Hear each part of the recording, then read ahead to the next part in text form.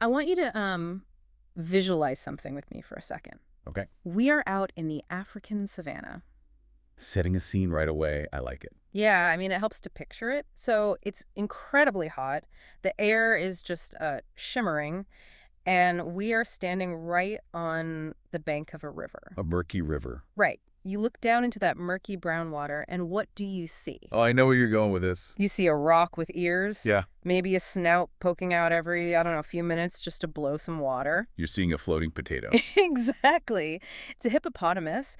And be honest here, what is the immediate vibe you get from this animal? It looks slow. It looks heavy. Honestly, it looks kind of lazy. Very lazy. It is just sitting there, letting the current drift past it, maybe twitching an ear to shoo away a fly. Right? If you didn't know any better, you would think this was just nature's couch potato, a harmless, sleepy giant. And that right there is the most dangerous calculation you could possibly make in the wild.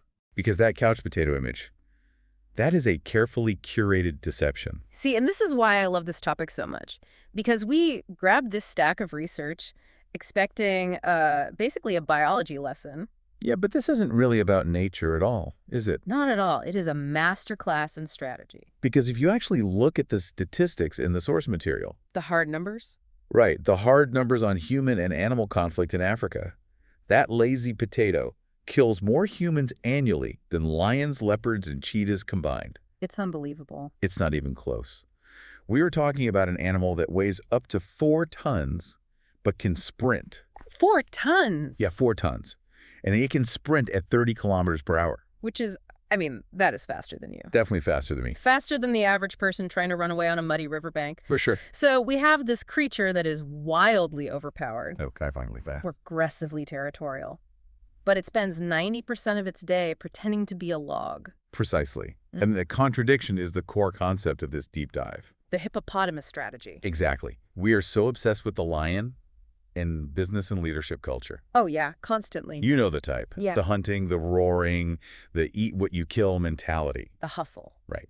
But the hippo offers a completely different model of power. Power through position. Position, submergence, and energy conservation. So our mission today is really flipping the script on what passive looks like. Because being passive is actually being selective. Right.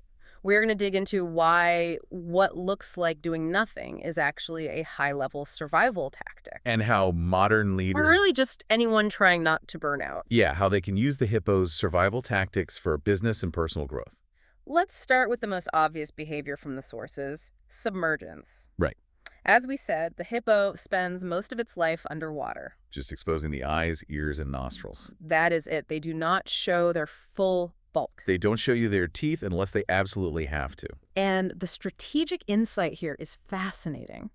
The source material states visibility is not the same as vulnerability. Right. In fact, in a competitive environment, staying partially submerged creates power. It's called strategic opacity. Strategic opacity, exactly. Great strategists reveal just enough. They observe way more than they announce. Okay, but hold on. Let me push back for a second. Sure. Because we live in the era of radical transparency. Oh, definitely. You go on LinkedIn and every CEO is posting their entire morning routine. The revenue breakdown. Their 5-year roadmap, the cultural pressure is to build in public. If you aren't broadcasting, you don't exist. Right. So how does the hippo fit into that? Well, that is the trend. But think about the strategic cost of oversharing. Okay. When you broadcast all your intentions, you are quite literally handing your playbook to your competitors. You're showing your entire hand. Yes.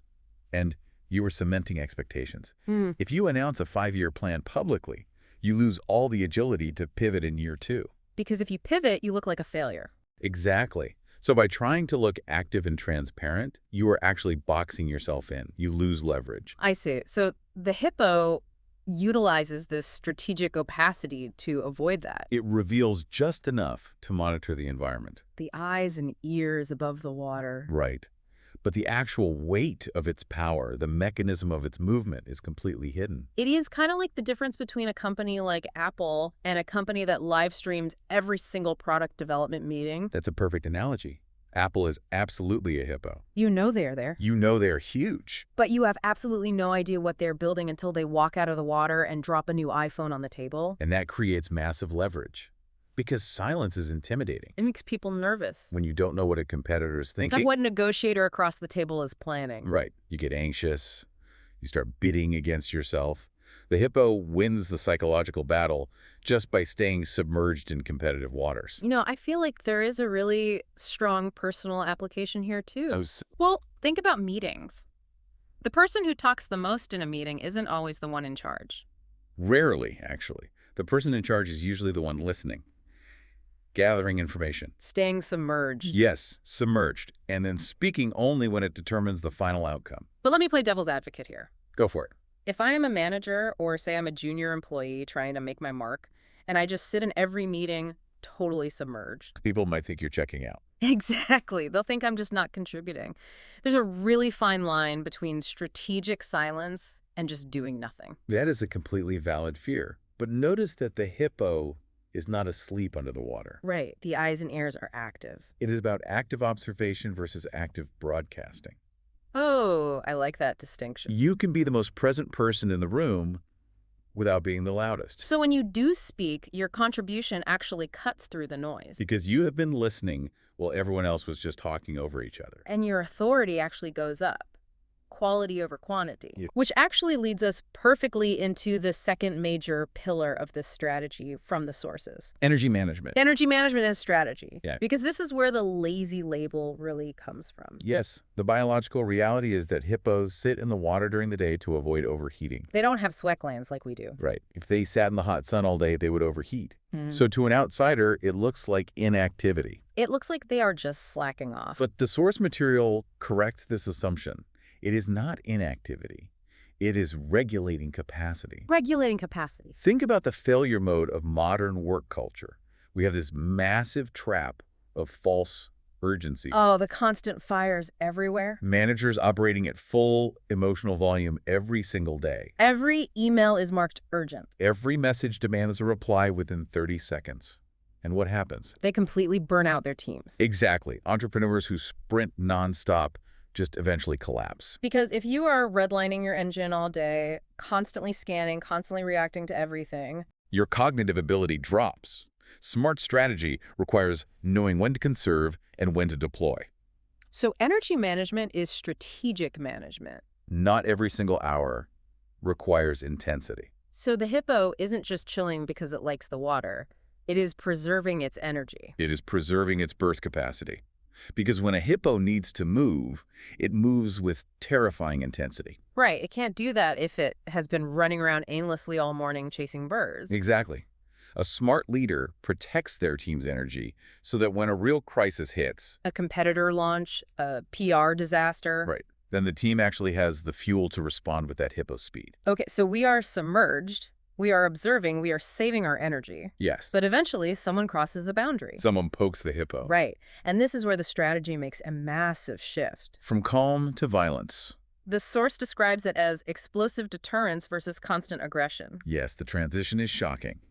They are peaceful on the surface, but if a boat gets too close, they will charge it with incredible force. It's a total switch flip. But the nuance here is really important.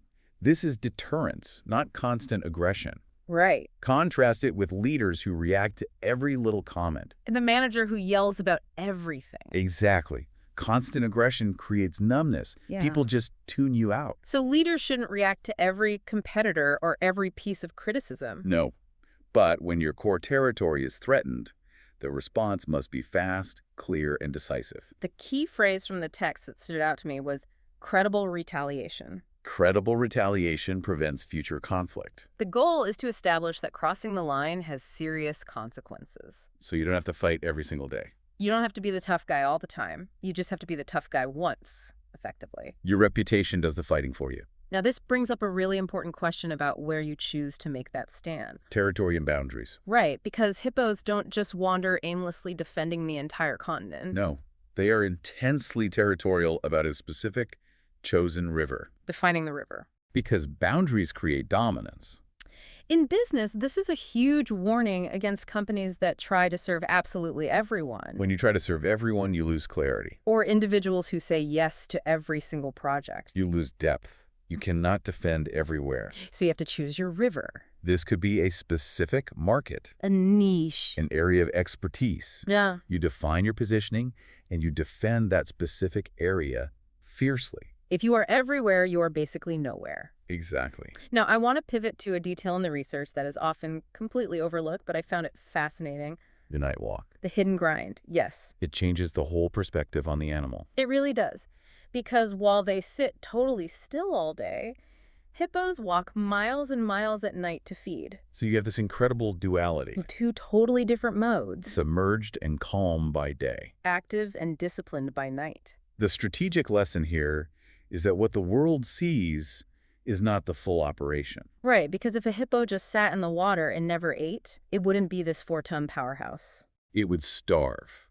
So the modern parallel here is executives who are building quietly, Scholars doing deep research. entrepreneurs who are prototyping in the background. Public calm often hides private discipline, You do not need constant visibility to be building strength. which is hard in today's world. We are so addicted to validation. The hustle culture. Right. If I am working hard, I want people to see it.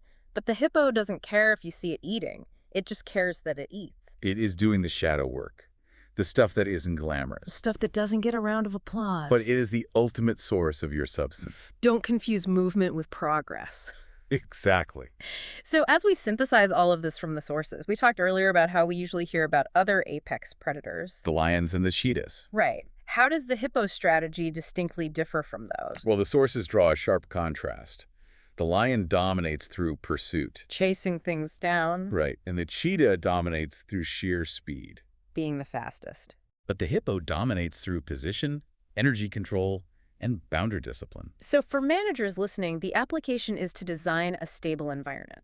That is your river. Protect your team's energy and stop constantly chasing events. And for individuals, use underestimation as strategic camouflage. Quiet preparation beats loud ambition. Every time. So let's recap this whole concept.